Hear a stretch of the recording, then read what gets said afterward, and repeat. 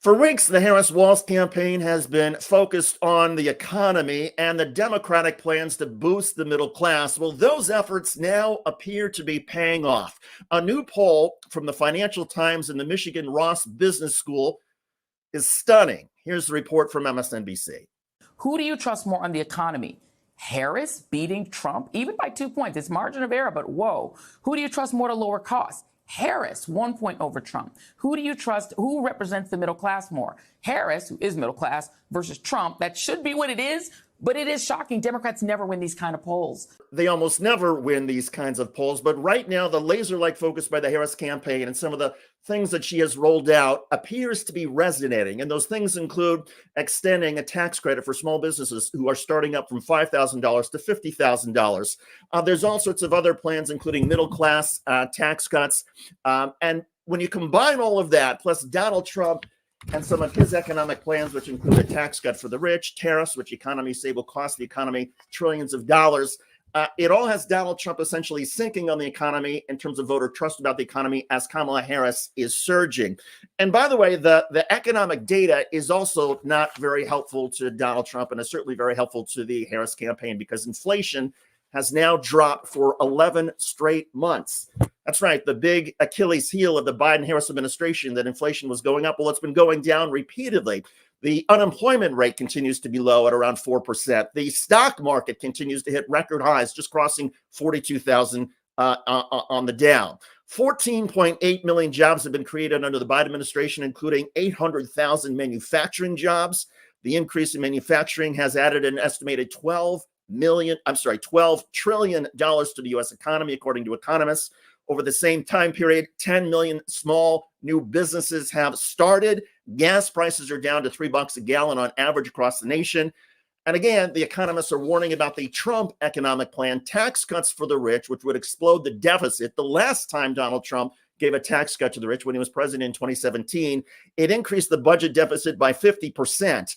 The nonpartisan Wharton Penn Business School says that if Donald Trump gets another round of tax cuts for the rich as president again, it will increase the budget deficit by $5 trillion. The tariffs that Donald Trump wants to impose to try to make American products more competitive, well, tariffs are essentially a cost that is borne by consumers, and economists say the Trump tariffs, if enacted, would cost consumers $2,600 a year. There's also a very sharp contrast in terms of how Kamala Harris and Donald Trump are talking about the bread and butter economic issues in terms of what they as presidential candidates might be able to do to help the middle class, the working class. Watch the contrast yourself. Here it is. Under my plan, more than 100 million Americans will get a tax cut, including expanding the child tax credit to $6,000 during the first year of a child's life, understanding that new parents need support in that most critical phase of their child's development to help them buy a car seat, a crib, baby clothes. How are you going to bring down the cost of food and groceries? Our farmers are being decimated right now. They're being absolutely decimated. And, you know, one of the reasons is we allow a lot of farm product into our country, and we're going to have to be a little bit like other countries. We're not going to allow so much We're going to let our farmers go to work. Tariffs are the greatest thing ever invented. Donald Trump says tariffs are the greatest thing ever invented. It's possible. I mean, there's an argument there in terms of leveling the playing field from one part of the world to another. But again, the cost of a tariff is borne by the consumer. So economists are saying that the Donald Trump tariffs, while they may make products less from overseas less desirable in the United States, the people who do buy those products are going to have to be paying a lot more. And economists say that that'll cost the average family in the United States $2,600. The bottom line, $2,600 a year. And the bottom line in all of this is that Kamala Harris and the Walz campaign, they are now surging on the economy. They focused very hard on it. Donald Trump, you don't hear him talk about the economy very much. And when he does, it's a little bit confusing and not necessarily on point, as you heard in that response.